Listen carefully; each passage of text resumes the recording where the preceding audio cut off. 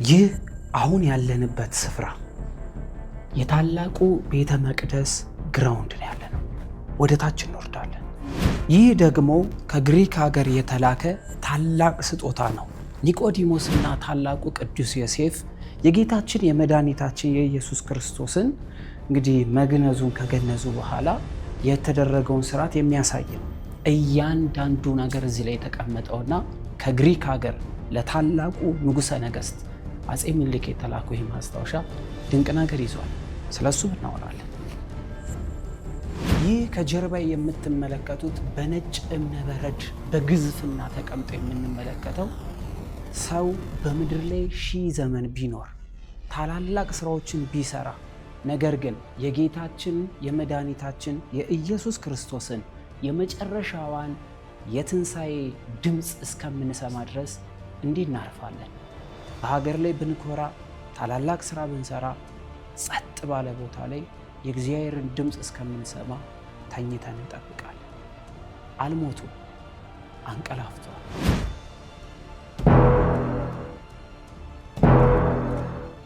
ይህ ድምፅ በ1888 አካባቢ ተሰምቶ ቢሆን ኖሮ በዚህን ሰዓት ላይ ሙሉ ኢትዮጵያ ድብልቅልቅ ወጥቶ ነበረ። ምነው ከበሮ አይደለም እንዴ ብትሉኝ፣ አይደለም። በነገስታቱ ዘመን ወራሪ ወደ ሀገር ቤት ሲገባ በከፍተኛ ደረጃ የጦርነቱን አዋጅ የሚነገርበት ኃይለኝነት በርትቶ በቆዳ ቀለማቸው ጥቁር ስለሆኑ ብቻ ተረግጠው በሚያዝበት በዛን ዘመን አንድ ታላቅ ጥቁር የሆነ ንጉሥ ተነሳ፣ እግዚአብሔር አምላክን የበላይ አድርጎ። ታዲያ ይህ ድል ሊያደርጉበት አይችሉም በተባለበት በእጅና በእግር ታቦተ ቅዱስ ጊዮርጊስን ከፊት አስቀድመው የዘመቱት እኚህ ታላቅ ንጉሠ ነገሥት አጼ ምኒልክ ድል ነሱ። ታዲያ በዚህ ጉዳይ እጅግ የተገረመችዋ የራሽያ ሀገር ለአጼ ምኒልክ ታላቅ የሆነን ስጦታ በ5 ገጽ ጻፈች። ታዲያ ስጦታ ብቻ አይደለም የሰጠችው፣ ይህን ድል የነሳችሁት እናንተ ተማምናችሁበት የወጣችሁት ታላቁ ቅዱስ ጊዮርጊስ ነው የሚልም ጭምር ነበረበት። ይህ ደብዳቤ እዚህ እናገኘዋለን። ስለዚህም አብረን እንመለከታለን።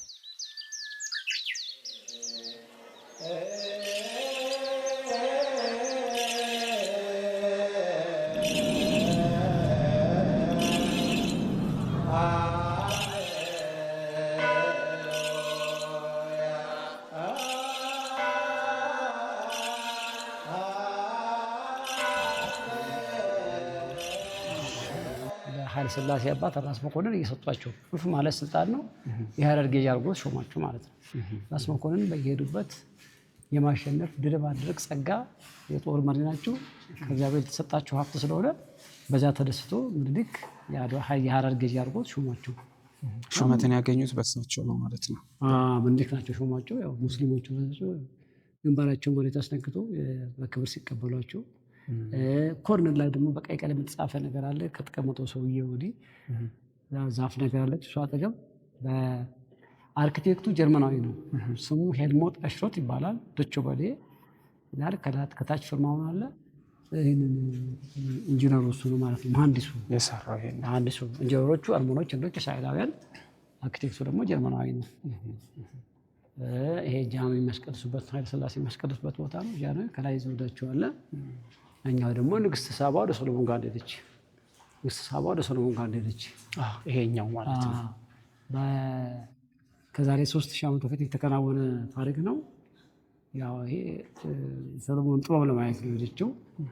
ለሱ ብዙ ስጦታ እጅ መንሻ ይዛ ሄዳለች። ማር ከኢትዮጵያ ማር፣ ወርቅ፣ ብር፣ የከበሩ ድንጋዮች፣ ሉል፣ ዕጣን ይዛ ነው ሄደችው። እዛ ያው ሰሎሞን ዝነኛ ንጉሥ ስለነበረ የዓለም ነገስታት የቤተ መንግስቱንና የቤተ ክህነቱን የቤተ ክርስቲያኑን ስራ ለማየት ወደዛ ይጎርፉ ስለነበረ እሷ ይሁን ዝና ሰጥታ ሄደች። እሱ ደግሞ ወደዳት። ከሱ ቀዳማዊ ምኒልክን መጀመሪያው ምኒልክ ማለት ነው። በነገራችን ላይ በመጽሐፍ ቅዱስ ላይ ጌታችን መድኃኒታችን ኢየሱስ ክርስቶስ መስክሮላታል አይደለ? ከ12ቱ ሐዋርያት ጋር አብራ ለፍርድ እንደምትቆም በመጽሐፍ ላይ ነው። ማቴዎስ ላይ መስክሮላታል። ንግስት አዜብ በሚለው ላይ እንግዲህ ምኒልክ ደግሞ ካደገ በኋላ እዚህ ተወልዶ ለአቅመ አዳም ሲደርስ አባቴን አሳየኝ አለ። አባቶች ተሳዩ ሄደ።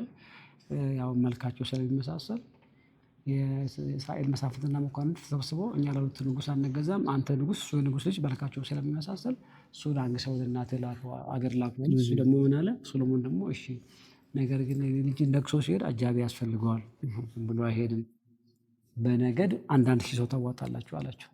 በነገድ 1000 ሰው አወጡ። የተዋጣው ግን ሴትም ወንድም ነው። ከ12ቱ ነገድ ማለት ነው። 1000 ነገድ 1000 የተዋጣው አንጋፋ ልጅ ነው። ሴትም ወንድም ሊሆን ይችላል። ከዛ በኋላ እነሱን ይዞ ታቦተ ጽዮንን ይዞ መስዋዕት ወሪት የሚሰዋባቸውን እቃዎች ይዞ የእስራኤል መሬት ያበቀለውን ኮረሪማ፣ ነጭ አዝሙድ፣ ጥቁር አዝሙድ እነ ቅመማ ቅመም በዛም ጊዜ ነው። መጽሐፍትም ገብቷል። ሌዋውያን ካህናትም መጥቷል። እዚህ እንደመጣ ያው ተመርቆ ተቀብቶ ነው የመጣው። ነገሰ። ከዛ የመጡት 12000 ቤት አይሁዶቹ ያው ከኢትዮጵያውያን ጋር መጋባት አልፈልጉም። በከረካይ ጋር ለየት ስለሚሉ ትንሽ አስበሳቸው እየተጋቡ የተባዙ ነው ነበር። በዚህ የተነሳ ምኒልክ አበሳጨ ነው። ቀዳማዊ ምኒልክ የእናቴ ወገኖች እንዴት ይጣላሉ ብሎ ተበሳጨና ምን አደረገ? አዘነና ወታደር እያሰለጠነ መሳሪያ እያሳጠቀ በ14ቱም ክፍለ ሀገር በተናቸው።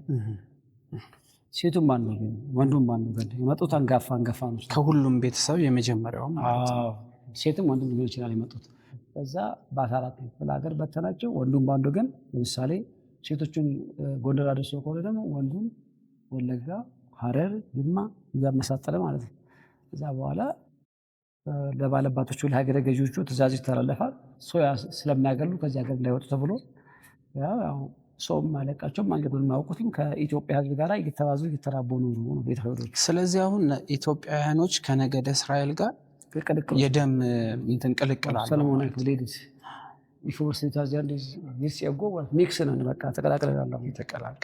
እስራኤል ደም አለን ማለት ነው፣ ሰለሞን ደም እና ይሄኛው ምኒልክ በእንጦጦ ማርያም ቤተክርስቲያን ሲነክሱ በአቡነ ማቴዎስ ብጻይ ጳጳስ እንጦጦ ማርያም ከጀርባ ያለችው እንጦጦ ማርያም እዛ ሲነክሱ ነው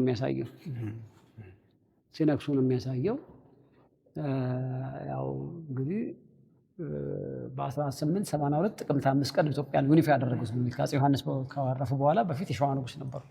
እንጦጦ ማርያም ተቀብቶ ንጉስ ማለት ነው። መጀመሪያ ሸዋ ላይ ብቻ ነበረ ንግስናቸው። ንጉሰ ነገስት ተብሎ ለመሾም እንጦጦ ማርያም። በ14ቱም ክፍለ ሀገር ያው ገዢዎች እንደነበሩ ታውቃለች። ሆነ መሳፍንት ከዛ አፄ ዮሐንስ ያርፉ የጅማውም የጎጀሙም መኳክሩ ነበረ። ያልተሳካላቸው እሳቸው ዩኒፋይ ያደረጉ ኢትዮጵያን እንዳደረጉ እንጦጦ ማርያም ነክሶ ማለት ነው።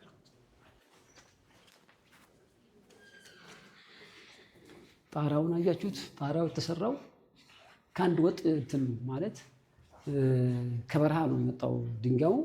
2 በሬ ግራና ቀኝ ይጠመድና የጋሬ ዕቃ ይገጠምላቸዋል። በዛ እየተጎተተ ይመጣል። ከ1 ሜትር በላይ ርዝመት ያለው አለ። እዚህ ዶሙ ላይ እንደምታዩት ወተር ፕሩፊንግ ነው፣ ውሃ ተከላካይ ነው። እዚሁ ይጠረባል።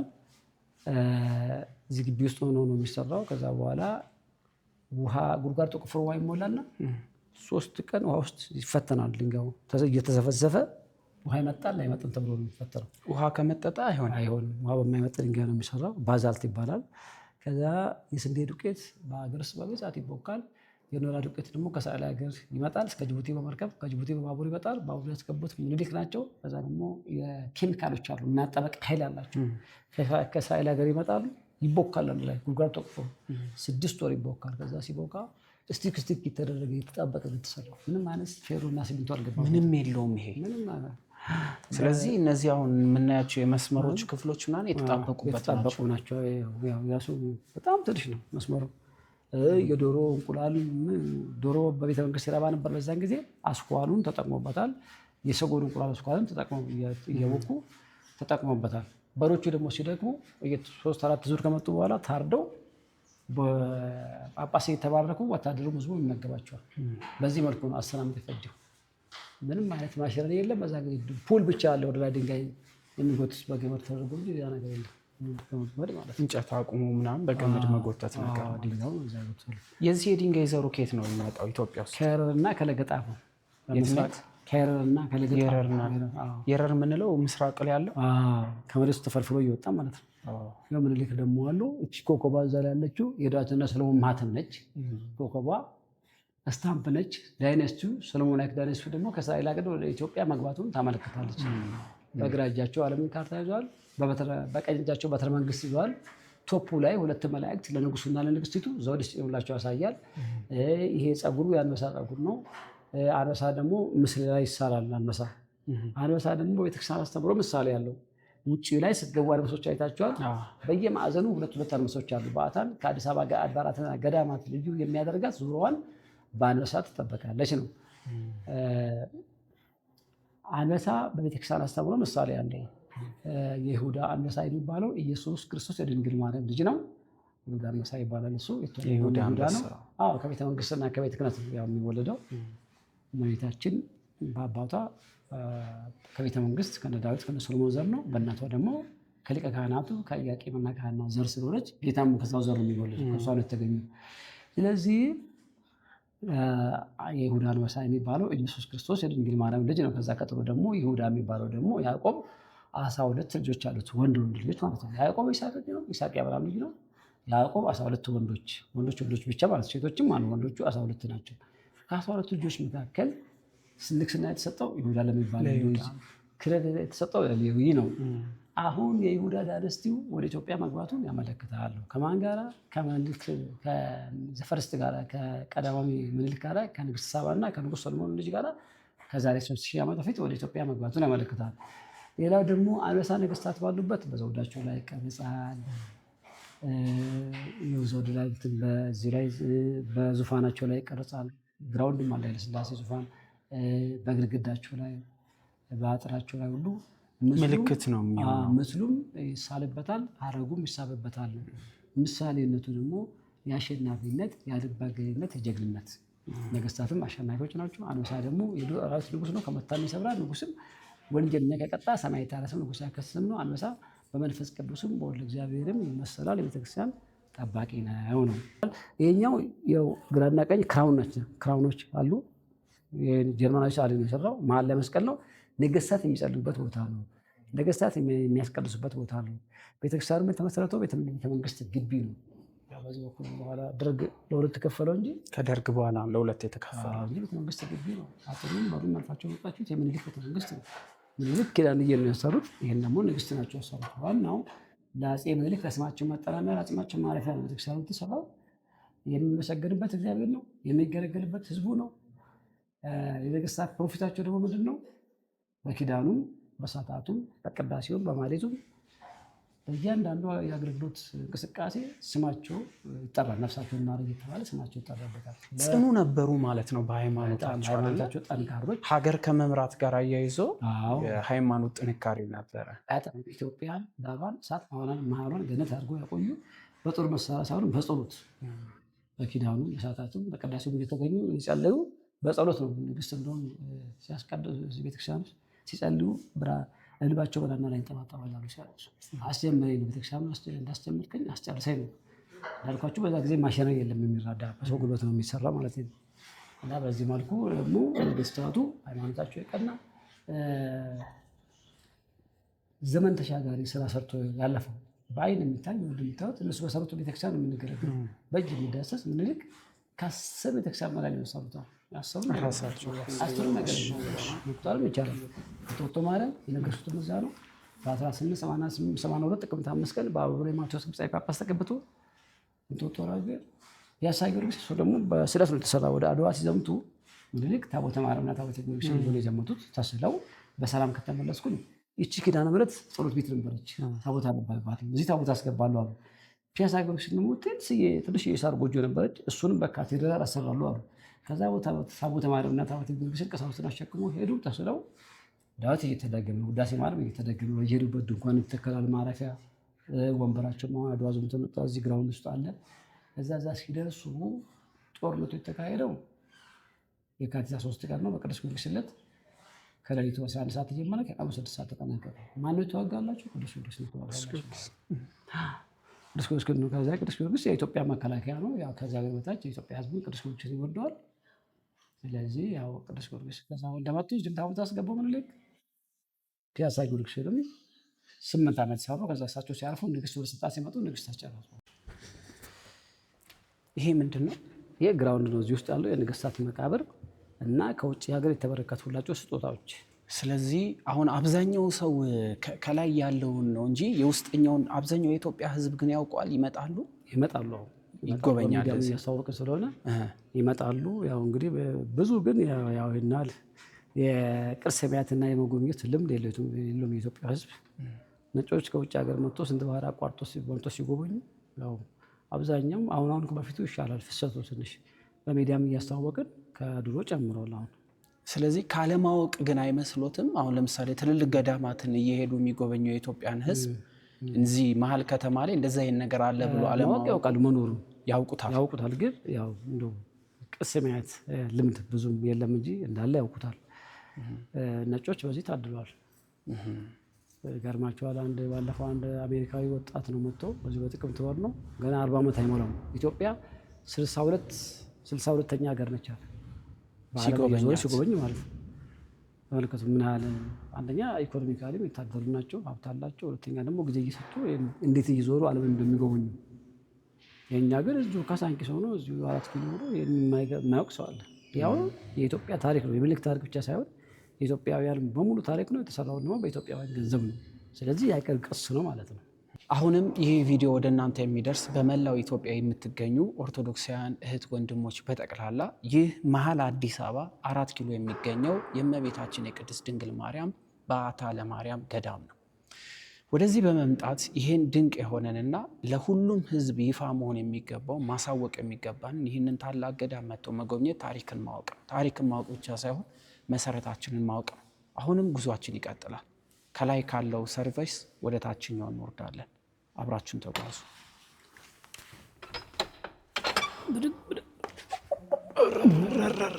ከምንድን ነው የተሰራው? ከቤልጅየም ነው የመጣው። ንግስቶቹ ናቸው። ከቤልጅየም ነው የመጣው። በሩ ይሄ መስኮቶቹ፣ በሮቹ በሙሉ ከቤልጅየም ነው የመጡት። እንዴት ነው የመጣው? በመርከብ እስከ ጅቡቲ በመርከብ ከጅቡቲ ደግሞ በባቡር። በጣም ነው የሚከብደው። በጣም ግዙፍ ነው። ተከተሉ። በጣም ግዙፍ ነው። ወደ ታች እየወረድን ነው አሁን። ተከተሉን እስኪ። እንደዚህ እንዳለ ታውቅ ነበር?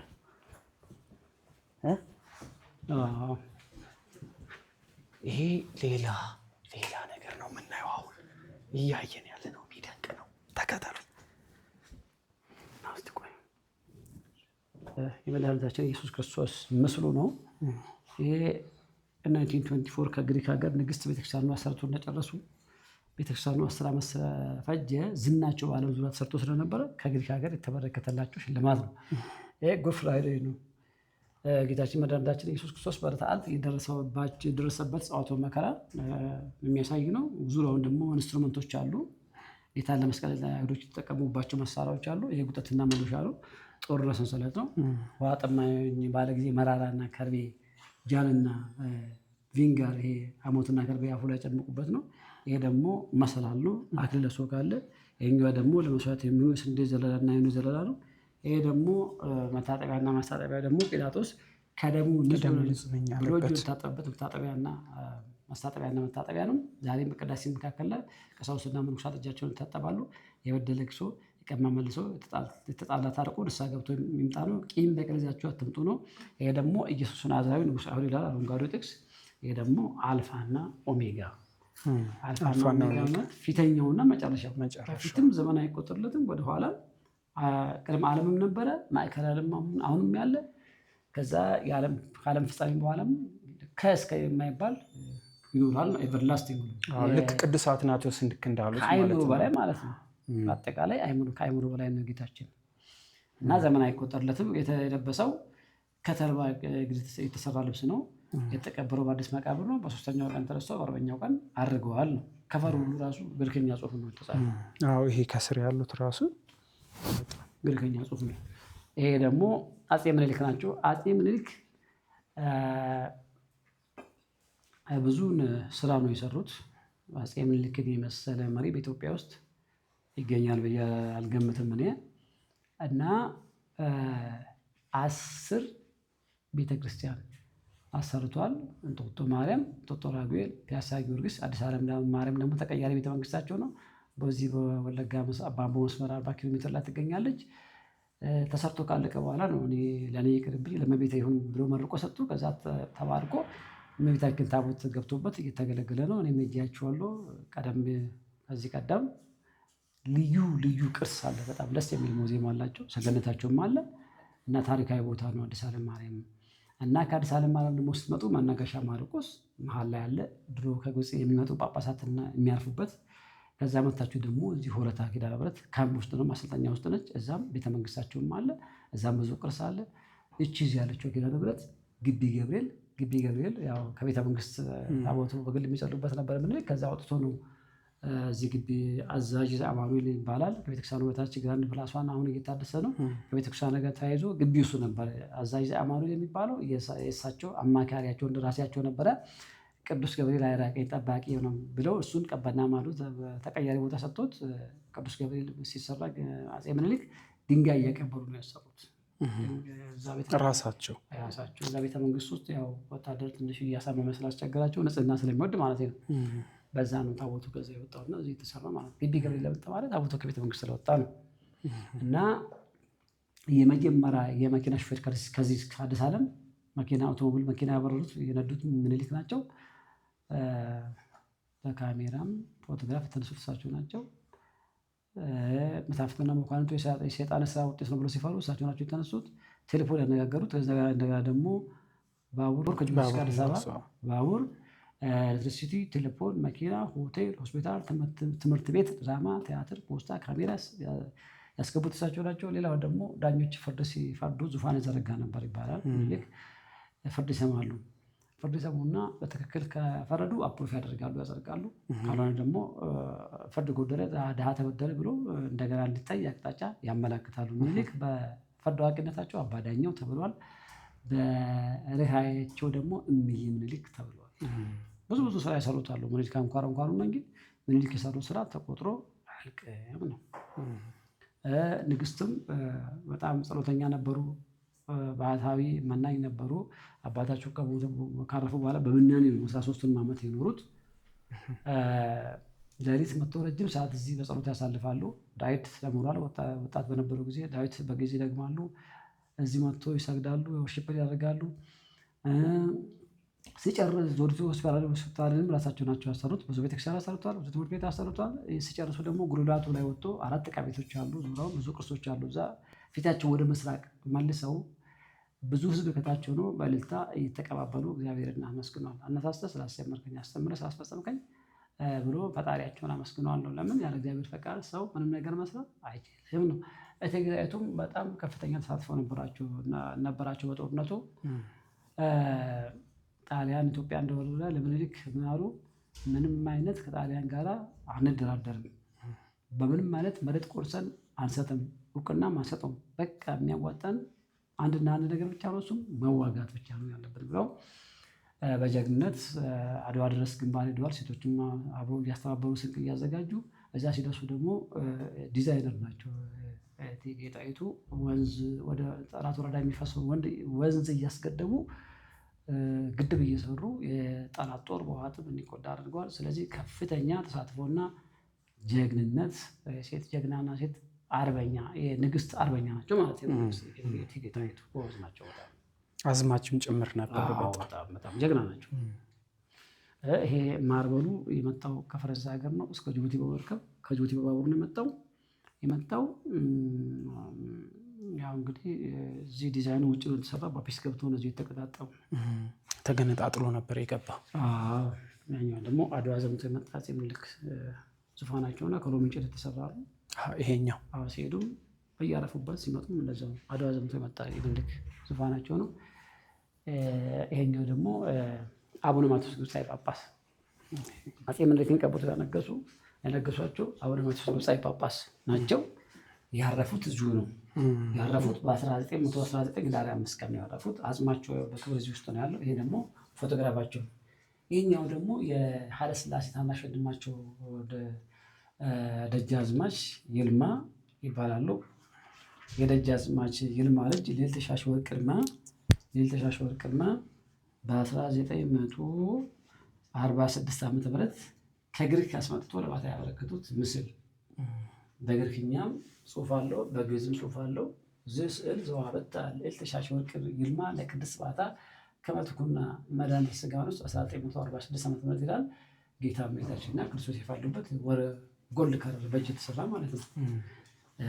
ይሄኛው ደግሞ ኃይለሥላሴ አጽማቸው 6 ወር እዚህ ቆይቶ ከ6 ወር በኋላ ወደ ሥላሴ ሲሸኝ አጽማቸውና ፎቶግራፋቸው ኃይለሥላሴ እዛ መስፋት ውስጥ በአልሙኒየም ተደርጎ እዚህ ነበረ መቃብራቸው። አልተቀበሩ ዝም ብሎ ነው የቆየው እዚህ ቤተ መንግስት እንደወጣ በ93 ዓመተ ምህረት ነው። ከዛ ወደ ሥላሴ ሄደ። ለምን ሥላሴን ያሰሩት ኃይለሥላሴ ሐረር ያለው እዚህ ቅድስት ሥላሴ እንዞራለን። በዚህ በኩል ይሄ ደግሞ የነገስታት ጥላዎች ናቸው። የንግስት ዘውዲቱ የአፄ ምኒልክ አናቱ ላይ ዘውድና መስቀል አለው። ዘውዱና እይታው ከንጹህ ብር ነው የተሰራው። በዛን ጊዜ ነገስታት በቂ መኪና ባልነበረበት ዘመን በእግራቸው በፈረስ በበቅሎ ነው የሚያደርጉት። ከቤተ መንግስትም ወደ ቤተክርስቲያን ለጸሎት ሲመጡ በክብሩ ዘበኞች ታጅበው ፓራሶል ይባላል። ስለ ፀሐይ መከላከያና ስለ ክብራቸው የሚያዝላቸው። እመቤታችን ደግሞ ከፈረንሳይ ሀገር የመጣችው ጥንታዊ የዲያቆን ልብስ ነው። ይሄ እዚህ ጋር ያለው ስላድ ነው ማለት ነው። እሷ ከፈረንሳይ ሀገር የመጣችው ስላድ ነው። እነዚህን ታውቋቸዋላቸው። ኃይለሥላሴ እና እቴጌ መነን እመቤታችንን ሲማጸኑ ነው የሚያሳየው። ይሄ ደግሞ የባቡር ውል ስምምነት ከፈረንሳይ ጋር ከጅቡቲ እስከ አዲስ አበባ የተዘረጋው በአፄ ምኒልክና በፈረንሳይ መካከል በፈረንሳይ መንግስት መካከል አግሪመንት ነው። እሱን ነው የሚያሳየው። እቺ ደግሞ ፓልም ኢን ቲሞንጀንሴ ይላል። የዘንባባ ዝንጣፊ የተሰራው ከነሐስ ነው፣ ከብሮንዝ ነው። አፄ ምኒልክ ካረፉ በኋላ ከፈረንሳይ መንግስት ፕሬዚዳንቱ ሪሞንድ ፖንኮሬ ይባላል የሀዘን መግለጫ የተበረከተላቸው ማለት ነው። ይሄ ውሉ ሲፈረም አፄ ምኒልክ አርፎ ነበረ እንዴ? ያው የእሳቸው ስራ ስለሆነ ምኒልክ ንግስት ናቸው እዚህ ያስቀመጡት። የምኒልክ ስራ ነው ይሄ እንደ ማስታወሻ እንዲቀመጥ የተደረገ።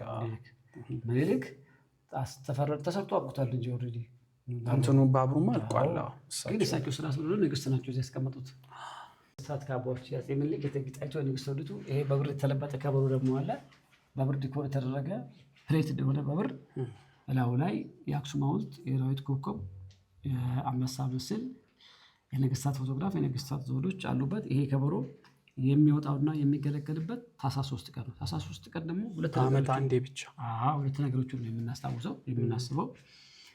አንደኛ እመቤታችን ከእናትና ከአባቷ ቤት ወደ ቤተ መቅደስ የገባችበት ነው። ለምን? የስዕለት ልጅ ስለሆነች። ሁለተኛ ደግሞ አፄ ምኒልክ ያረፉት ታኅሳስ 3 ቀን በ1906 ስለሆነ ይሄም በቤተክርስቲያን ልዩ ያደርገዋል። የባታ ታቦትም ቤተክርስቲያን ውስጥ እንዲገባ የተደረገው ያው እሳቸው ስላረፉበት ነው። ታኅሳስ 3 ነው እሳቸው። ይሄ ደግሞ ወርቅ ቅብ ወንጌል፣ አራቱ ወንጌላውያን፣ ከእስራኤል ሀገር የመጣ የአፄ ምኒልክ ፎቶግራፍ፣ የነሐስ መስቀል፣ ፍትሐ ቴዎድሮስ የግዴ በማባመላ መከላከያ ሚኒስቴር ነበሩ። ይሄ ደግሞ ቅዱስ ጊዮርጊስ ዘንዶ ሲገል የሚያሳየው ከራሽያ መንግስት ምኒልክ የአድዋን ጦርነት ካሸነፉ በኋላ ኮንግራጁሌሽን ነው፣ እንኳን ደስ አሎት ነው። ከፊት ከመስኮብ መንግስትና ወንድሞች ይላል። ተካፋች ምስሉ ከውስጡ ይወጣል። ከጀርባው ራሽያንኛ ጽሁፍ አለው። 5 ገጽ የጦርነቱ ዝርዝር የሚናገር 5 ገጽ በራሽያንኛ ጽሁፍ የተጻፈ የእንኳን ደስ አላችሁ መልእክት ማለት ነው። ኢትዮጵያ በጣም ራሽያ የኢትዮጵያ ወዳጅ ነች ነው። ይሄ ደግሞ ኦሪጂናል ማይክላንጀሎ ስዕል ነው። እዚህ ጋር ECCEHOME ይላል። ኤች ሆሞ ማለት በላቲንኛ ቋንቋ ሰውን አማኑኤል ማለት ሰውን እግዚአብሔር ማለት ነው። ወይም ደግሞ ይሄ እግዚአብሔር ነው ማለት ነው። ወደ እንግሊዝኛ ደግሞ ሲመለስ ጋድ ኢዝ ዊዝ አስ ቢኬም ላይክ አስ፣ እግዚአብሔር ከኛ ጋር ነው ከኛ እንዳልሆነ ነው የሚለው። ቶፖግራፊያቸው በተራራ ስል ድልድይ ይሰራሉ። ጣርማ በር አለ፣ ጅማ ከተማ ውስጥም አለ። ከላይ ዛፍ አለ። ዳገቱን ሰስትሮ በመኪና ከስሩ እንዲያልፍ ያደርጋሉ ማለት ነው። እላዩ ላይ ያሉት ጌታ እመቤታችንና ዮሐንስ ወንጌላዊ ናቸው። ዮሐንስ ወንጌላዊና እመቤታችን ደግሞ ጌታ በዕለተ ዓርብ እያለ ሄዶ መስቀሉ ስር ያለቀሱለት የቁርጥ ቀን ልጆች ይባላል። ሞትን እንፈራለን ብሎ ከዛም መለኮቱ ጠበቃቸው። ምንም አልሆኑም። እንደውም ጌታም ከተሰቀለ በኋላ መናገር ይችላል፣ ይናገራል መስቀል ላይ ሆኖ። ለምን? የሞተው በስጋ ነው እንጂ በመንፈስ አልሞተም። በሞት ላይ ስልጣን ያለው ማን ነው? እግዚአብሔር ብቻ ነው። ስለዚህ እነሆ ከዛሬ ጀምሮ እሷ እናቱን አንተ ደግሞ ልጁ ናት ብሎ አደራ ያቀባበላቸው። ዛሬ እመቤታችን ለእኛ እናታችን ናት፣ እኛ ደግሞ ልጆቿ ነን። በማን አደራ ተቀባይነት? በቅዱስ ዮሐንስ ወንጌላዊ አደራ ተቀባይነት። ቅዱስ ዮሐንስ ፍቁረ እግዚእ ነው ወንጌላዊ፣ መጥምቁ አይደለም። ስለዚህ ይህም አይቦል ነው ፍሬም ነው። በአድዋ ጦርነት ጊዜ አፄ ምኒልክ 10,000 የፋሽስት ኢጣሊያ ወታደሮች ማርኮ እስር ቤት አስገብቶ ነበር። እሳቸው ጦርነትን በድል ካጠናቀቁ በኋላ የምርኮኞች ቤተሰቦች ደብዳቤ ጻፉላቸው እንዲለቁላቸው። ምኒልክ አልቀበልም አሉ። የመንግስት ባለስልጣኖች ጻፉላቸው። ምኒልክ አይሆንም አሉ። መጨረሻ ላይ ፖፕ ሊዮ መጥቶ እዚህ ሲያበረክቱላቸው እና በሆሊ ፒክቸሮቹ ሲማጸኗቸው ምኒልክ እመቤታችንን ስለሚወዱ ለቀቁላቸው ነው። ስለዚህ ይሄንን ስጦታ ሰጥተውን ያስለቀቁት ምርኮኞቹ። ማይክላንጀሎ ከሞተ ጣሊያኖቹ ሲነግሩን 528 ዓመት አልፎታል። እስኪ ስዕል እዛ በሮም ቤተ ክህነት 400 ዓመት ተቀምጣለች። ለሮም ቤተ ክህነት ለቫቲካን ነው ያበረከተው። እዚህ ከመጣች ደግሞ 128 ዓመቷ ነው። ቶታሊ 528 ዓመቷ ነው። ስለዚህ ኦሪጂናል ያለው ብቸኛ ስዕሉ ይሄ ብቻ ነው ያለው። በዓለማችን ላይ ሁለተኛ ነው አይደለ? ዳቪንቺ ዘላሰባና ሞናሊዛን የሰራው አንደኛ ነው። ይሄ ደግሞ ሁለተኛ። በ15ኛው ክፍለ ዘመን የነበሩ ፌመስ ፔንተሮች ናቸው እነዚህ። ዳቪንቺ ፈርስት ዋን ሰከንድ ዋን። ይሄ ደግሞ አፄ ምኒልክን እንትን የጻፈላቸው የፌመስ ጆርናሊስት የእንግሊዝ ጆርናሊስት ምኒልክ የአቤሲያና መሪ ናቸው፣ ዲሞክራቲክ ናቸው፣ እንደገና ደግሞ ጣሊያንን ተዋግቶ አሸንፈውታል ብሎ የጻፈላቸው ይሄ ማስረጃቸው ነው። በቃ በወቅቱ የነበረ ቢካድ እንኳን አለን ነው እኛ ጋር ማስረጃ አለ። ማስረጃ አለ። ቤተክርስቲያን ስንዱ እናት ነች። በጣም የሚጎላት ነገር የለም። እዛ ጋር ደግሞ ያው ኃይለ ሥላሴና እቴጌ መነን ዙፋን ያው አንበሳ ያለበት የምታዩት አንበሳ ምስል አለው። ይሄ ደግሞ የአድዋ ጦርነት የታወጀበት ነጋሪት ነው። ከቤተ መንግስት ውስጥ ነው የሚታወጅበት። ባለው ግራንድ ፕላስ ላይ ፎቅ ላይ ወጣና ቶፑ ላይ ይመታል። ሲመታ ከቤተ መንግስት ጦርነት ታውጇል ይባላል። ውጪ ላይ ደግሞ ጥሩምባ የሚነፈር ጅራፍ ይቀበላሉ። አንዱን ዞን ይተኩሳል፣ ማዶ ላይ ሆኖ ይቀበላል ከመልእክት ጋር እስከ ጠረፍ ይሄድና በዚህ ጊዜ ቦታ እንድንገናኝ ይባላል። ይሄ እንደዚህ ስንመታው ከበሮ እንደዚህ ሲመታ ጥፊ ነው። ጌታችን በዕለተ ዓርብ በአይሁዶች እጅ በጥፊ ፊቱን ተመቷል። ሰፊ ክፍል ደግሞ ጌታ ሳይወለድ በፊት የነበረው ዘመነ ኦሪት 5500 ዘመን ይወክላል ማለት ነው። ቢፎር ጂሰስ ክራይስት ቦርን። ይሄ አፍተር ጂሰስ ክራይስት ቦርን ነው። ስሞል ፌሷ ደግሞ 2017 ዓመተ ምህረት ትወክላለች ማለት ነው። ይሄ ቦዲው እንዴት ሰንበሮቹ ጅራፍ ነው። ላሺንግ ወይ ዊፒንግ ይባላል።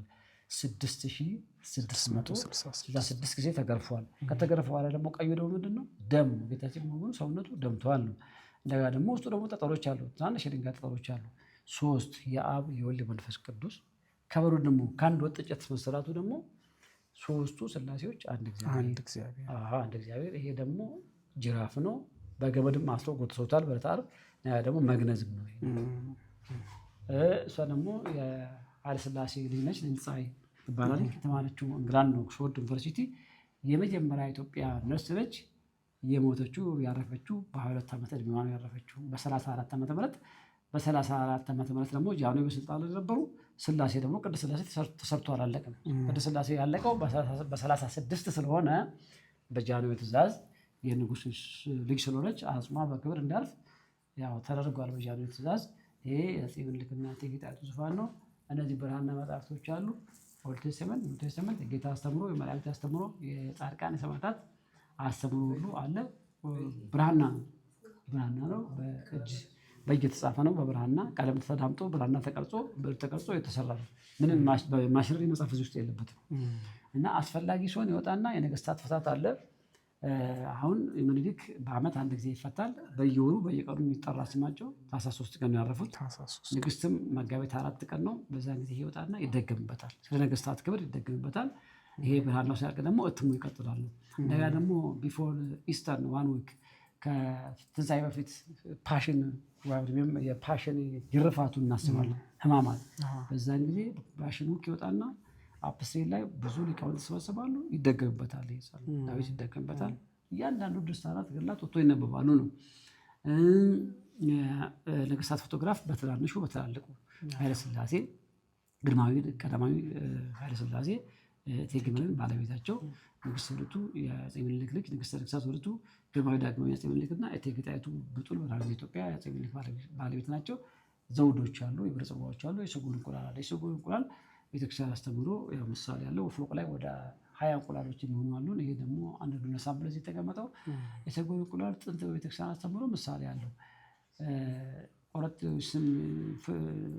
ፈሳሹ በስርንጅ ከውስጡ ከተመጠጠ በኋላ ወይ ደግሞ ቁርጥ ስታደርጉ ይፈሳል። ከዛ ቤተክርስቲያን ቶፑ ላይ 7 እንቁላሎች ይቀመጣሉ ብረት ላይ ይሰካኩና። አሁን ግን ዘመኑን በዋጀ መልኩ በአልሙኒየም ማቴሪያል ተቀይሯል። እየተበየደ ኪዳነ ኢየላ 7 አሉ። መርካቶ ተክለ ሃይማኖት ላይ እንደዛው አሉ። ሳሪስ አቦ ላይ አለ። ሜክሲኮ ልደታ አለ። ደብረ ሊባኖስም በልዩ ከለር አለ። ጎልድ ከለር ወርቅማ 7 መሆናቸው እንቁላሎቹ በ7ቱ ሰማያት በ7ቱ ዕለታት በ7ቱ ምስጢራተ ቤተክርስቲያን ይመስላሉ። 7 ምስጢራተ ቤተክርስቲያን የሚባሉት ምስጢረ ጥምቀት፣ ምስጢረ ቁርባን፣ ምስጢረ ሜሮን፣ ምስጢረ ቀርኔል፣ ምስጢረ ትንቢት፣ ምስጢረ ክህነት ይባላሉ። ለምን ምስጢር ተባለ ደግሞ ከተባለ ምስጢር ሲታደለን መንፈስ ቅዱስ ሲሰጠን ሲታደለን በዓይናችን ስለማናየው ከአእምሮ በላይ ስለሆነ ቅዱሳኖችና እግዚአብሔር ብቻ ስለሚያዩ ለእኛ አይታየንም ነው። ሰጉን እንቁላሏን ጥላ የምትፈለፍለው እንቁላሉ 40 ቀን ሲሞላው ነው። እስከ 40 ቀን ድረስ ግን አይኗን ከቁላሉ ላይ ማተነሳም ትኩር ብላ ታያለች። ሌላ ቦታ ደግሞ ስትሄድ ሌላ ጠባቂ ሰጉን ተክታ ነው የምትሄደው። ወይም ባሏን ወይ ሌላ ሰጉን ጠባቂ ተክታ ትሄዳለች። አለበለዚያ እንቁላሉ ይበላሻል። ልክ 40 ቀን ሲሞላው እንቁላሉ ይፈለፈላል። እሷ እንቁላሏን እንደምትጠብቅ እግዚአብሔር እኛንም ቤተክርስቲያንም 24 ሰዓት ሙሉ ይጠብቀናል። እኛንም ይጠብቀን እግዚአብሔር አያንቀላፋም። ዓለም ሁሉ ይመራል፣ ይመግባል፣ ያስተዳድራል።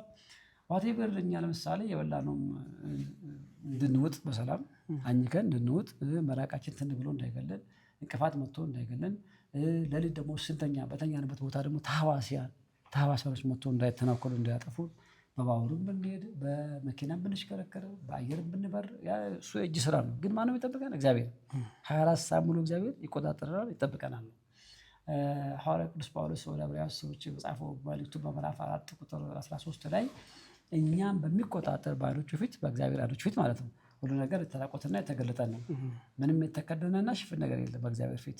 ለምሳሌ በሰው ላይ በውሸት መመስከር ያላዩትን አየሁ ብሎ በውሸት ወይም በዝምድና ወይም ደግሞ በገንዘብ ተታሎ ማለት ነው። ሌላው ደግሞ ሰነዶችን መሰረት፣ መደለስ፣ ማበላሸት በአጠቃላይ እግዚአብሔር ራሱ በመዳፉ በቀረጸው በሰው ልጆች ላይ ባለስልጣኑ እግዚአብሔር እያለ ሰው መተናኮል አይገባም። ሲሆን ለሰው መልካም ነገር ማድረግ፣ አለበለዚያ ደግሞ እግዚአብሔር ያለበት ቦታ ያድርስ ብሎ መተው ነው እንጂ ሰውን መተናኮል አይገባም። እና ቢበድሉንም እኛ ታግሰን ወደ እግዚአብሔር መጸለይ ነው። ንስሐ የማይገቡና የማይመልሱ ከሆነ ደግሞ እግዚአብሔር ክፉ ሰው ስለማይወድ ንስሐ የማይገባ የማይጸጸት ሰው ስለማይወድ እግዚአብሔር ራሱ ይቀጠዋል። ራሱ የፈጠረው አምላኩ ይቀጠዋል። እግዚአብሔር እንግዲህ የብዙ ሰዎች መኖር እግዚአብሔርን አስደስቶ ሚሊዮን ቢሊዮን ሰዎች ቢኖሩ ደግሞ ትንሽ ሰዎች ቢኖሩ በዚህ ምድር ላይ እግዚአብሔርን አያሳዝኑም። ለምን? ለምሳሌ እግዚአብሔር ከኛ የሚፈልገው ምንድን ነው? የተሰበረ ልቦና፣ ቅንነት፣ ንጽህና፣ ቅድስና፣ መረዳዳት፣ መፈቃቀር፣ መተሳሰብ ይፈልጋል። ለምሳሌ ዓለምን በፈላ ውሃ እግዚአብሔር ሲያጠፋ ኖህን ከነ 3 ልጆቹና 8 ቤተሰብ አጠቃላይ የኖህ ሚስት የሶስት ልጆች ሚስቶች 8 ቤተሰብ ብቻ ሲያድን ሌላም በሙሉ በፈላ ውሃ ቀቅሎታል። ስለዚህ እግዚአብሔር በሰው ብዛት አስደስቶ የሰው ማናችም አያሳዝኑም። የሚፈልገው ምንድን ነው? ከኛ እግዚአብሔር ቅድስና፣ ንጹህ ልቡናና የተሰበረ ልብና ትሁት ሰብዕና ይፈልጋል። ትህትና ይፈልጋል። ገርነት፣ የዋህነት፣ መተሳሰብ፣ ራስን መግዛት፣ ይህን ከኛ እግዚአብሔር የሚፈልገው ማለት ነው። እና ይህንን ይመስላል። ይሄ ሌሊቱ 11 ሰዓት መስቀልና ዕጣን እየገባ ይታጠናል። ሁልጊዜ ይታጠናል። ልክ እንደ ታቦት ተከብሮ ነው የሚቀምጠው። ለምን? ዘመን ተሻጋሪ ስራ ሰርቶ ያለፈው ነገስታትም ያው በተፈጥሮ አንድ ሰው ብንሆንም ሁላችንም ከኛ መካከል ደግሞ እግዚአብሔር የፈለገው ሰው መርጦ በእነሱ ላድሮ ሀገርን ይመራል ነው። ስለዚህ እግዚአብሔር የወደደው መረጠ፣ የመረጠውን አከበረ። እግዚአብሔር ያከበረውን ሰው ደግሞ ማንም ሰው ክብሩን ዝቅ ማድረግ አይችልም። እውነት ነው፣ አይችልም። ምክንያቱም ባለስልጣኑ እግዚአብሔር ነው፣ የመረጣቸው እግዚአብሔር ስለሆነ። በውጭም ሀገር ብትሉ የነገስታት ክብር ከዛ ከውጭ የሚመጡ ኢትዮጵያውያን ሲነግሩን በቻይናም ነገስታት መቃብር ግራውንድ ነው ያለው። በፈረንሳይ ግራውንድ ውስጥ ነው ያለው። ካቶሊኮች ናቸው። በቻይናም የነገስታት መቃብር ለማየት ያስፈራል አሉ። ግብፅ ብትሄዱ ፒራሚድ አለ። እስራኤልን ብትሄዱ ደግሞ የዳዊት በገናው እንደያዘ የንጉስ ዳዊት የአብርሃም የይስሐቅ ያዕቆብ መቃብር የነሱ ሁሉ ይጎበኛል። ልዩ ክብር ልዩ ጥበቃ ነው የሚደረግለት። ይሄ የሀገር ቅርስ ነው። እውነት ነው። ይህንን የሚጠብቀው ደግሞ የራሱ የእስራኤልን ብትሄዱ የእስራኤል መንግስት ነው የሚጠብቀው። ከዓለም እዚያ ይጎርፋሉ ቀራንዮን ለማየት ጌታ አይነ ስውራን ያበራበት ለምሳሌ ባያምኑበት እንኳን ራሱ በምን ያህል ደረጃ እየጠበቁት እንደሆነ የታየ ነው። በጣም ልዩ ክብር ነው ቦቻ ሀገር እንኳን ሌላ ቀርቶ ከዛ ከእስራኤል የመጡ ኢትዮጵያውያን ሲነግሩን ነገስታት መቃብር ያለበት ቦታ ካልሲ ተደርጎ አይገባም። እስራኤል ነውር ነው አሉ። እኛ ስለለመደብን ነው ካልሲ አድርገን የምንገባው እንጂ እዛ ካልሲ አውልቆ ነው የሚገባው። ልዩ ክብር ነው ያለው አሉ። ስለዚህ እግዚአብሔር ነው የመረጣቸው። በዚህ መልኩ ተቀብሎ ይታጠናል። ከሌቱ ያሳንታል፣ ጸሎት ይደረጋል። አመቱን ሙሉ ጸሎት ይደረጋል። የሚያስተላልፉት መልእክት ካለ እንግዲህ ይህንን ለሚከታተሉ እንግዲህ ቅድም ያው ብየዋለሁ። ይሄ የሀገር ቅርስ ነው። ይሄ የኢትዮጵያ ታሪክ ነው። የአፄ ምኒልክ ብቻ አይደለም የተሰራው ደግሞ በኢትዮጵያውያን ገንዘብና ሀብት ስለተሰራ ነጮች ከአውሮፓ፣ ከአውስትራሊያ፣ ከመላው አሜሪካ ከየትም ከአፍሪካ መጥቶ ሙሉ እኛ እንደውም ታሪኩ ሳንነግራቸው ምኒልክን አይኖ ገና ስናነሳባቸው እናውቃለን ምኒልክን ታሪክ ነው የሚሉት። እኛ ግን እዚሁ ቁጭ ብለን ቅርብ ቦታ መተንን ቦታ ያው ታሪኩ እንዳለ ብናውቅም ብዙ ጊዜ በሚዲያም አስተዋውቀናል። ግን ቅርስ የማየት ልምድ የለንም። ግን አሁንም እንግዲህ ያው በሀገር ውስጥ አንዳንድ ቅርስ ለማየት ልምድ እየተበረታታ ስለሆነ በመንግስት በኩል እየተሰራም ስለሆነ መተን ቅርስ ብናይ መንፈሳዊም ዓለማዊ ቅርሶችን ለማየት ልምድ ቢኖረን በጣም ይመረጣል። እና እነዚህ ደግሞ ደጋግ ነገሥታት ኢትዮጵያን የሚያስከብር ኢትዮጵያን ደግሞ የሀገር የአፍሪካ ማማ የዓለም ማማ እንድትሆን ወደፊት ራዕይ ታይቷቸው ይህን መሰለ አሁን እኛ የምንገለገልበት ቤተክርስቲያን ሰርቶ አልፏል እነሱ። ስለዚህ ደግሞ እኛ እነሱ ሰርቶ ያለፉትን ይህንን ቅርስ ሌላው እንኳን መስራት ቢያቅተን ይህንን ነገር ጠብቀን ባለበት ማቆየት እና ዘመን ተሻጋሪ ለትውልድ እንዲሸጋገር ማድረግና መጠበቅ። የጎደለውን ነገር ደግሞ ምንድን ነው የጎደለን ብለን እግዚአብሔር ያደላቸው ሀብት ያላቸው መጥቶ ምዕመናን የሚያስፈልገውን ነገር አድርጎ አገልግሎቱ እንዲቀጥል ቢያደርጉ መቼ ነው መምጣት የሚቻለው? ሰዓቱንም ማወቅ ይቻላል። ምንጊዜም እኛ እንሰራለን። ለምሳሌ ቅዳሴ ጠዋት ቅዳሴ ከሆነ ከ3 ሰዓት ጀምሮ እስከ 11 ሰዓት እንሰራለን። ቅዳሴ ቀን ከሆነ ከ2 ሰዓት ተኩል እስከ 6 ሰዓት፣ ከዛ ቅዳሴ ያቋርጣል። ከ9 ሰዓት እስከ 11 ሰዓት እንሰራለን ማለት ነው። ምንጊዜም ክፍት ነው። እንግዲህ ተመልካቾቻችን እንዲሁም እስካሁን ድረስ አብራችሁን ስትጎበኙ የነበሩ ይሄ ድንቅ ነው ብላችሁ የታዘባችሁ ሁላችሁ መምህራችንን እግዚአብሔር አምላክ ያቆይልን በእድሜ በጤና። እንዲሁም ደግሞ የቀደሙ አባቶቻችን ባይኖር ኖሩ ዛሬ ኩራት አይሆነንም ነበረ። እነሱን ደግሞ የጠበቀ የራሳቸው የቤተ መንግስታቸው የልዕልናቸው ሁሉ መጀመሪያ ራስ አድርገው የያዙትን ክርስቶስን በመያዛቸው እስከዛ ድረስ ታሪካቸው ዘልቋል። ዛሬም ሀገራችን ኢትዮጵያን እግዚአብሔር አምላክ እንዲጠብቅልን የእርሱ ታላቅ ቅዱስ ፍቃድ ይሆንልን። እንግዲህ ቤቱ ክፍት ነው፣ መታችሁ ጎብኙ፣ እዩ፣ ታሪክ ወቁ እያሉን ያሉት። ይህን ቪዲዮ የምትመለከቱ ሁላችሁም መሀል አዲስ አበባ 4 ኪሎ መታችሁ መጎብኘት ትችላላችሁ። ቸር ያቆየን እግዚአብሔር አምላክ ከሁላችን ጋር ይሁን። ይመስል ታላቅ ሚስጥር አይተን ነው የመጣ ነው። እንግዲህ ፕሮግራሙን እጅግ በጣም ከወደዳችሁት ሼር እና ላይክ ማድረጋችሁን አትርሱ። ሀሳብ አስተያየታችሁን አስቀምጡ። ለዛሬ ያስኩት የታላቁ ገዳም ሚስጥር ይሄን ይመስላል። እጅግ በጣም ነው ደስ የሚለው። እግዚአብሔር አምላክ ከሁላችን ጋር ይሁን።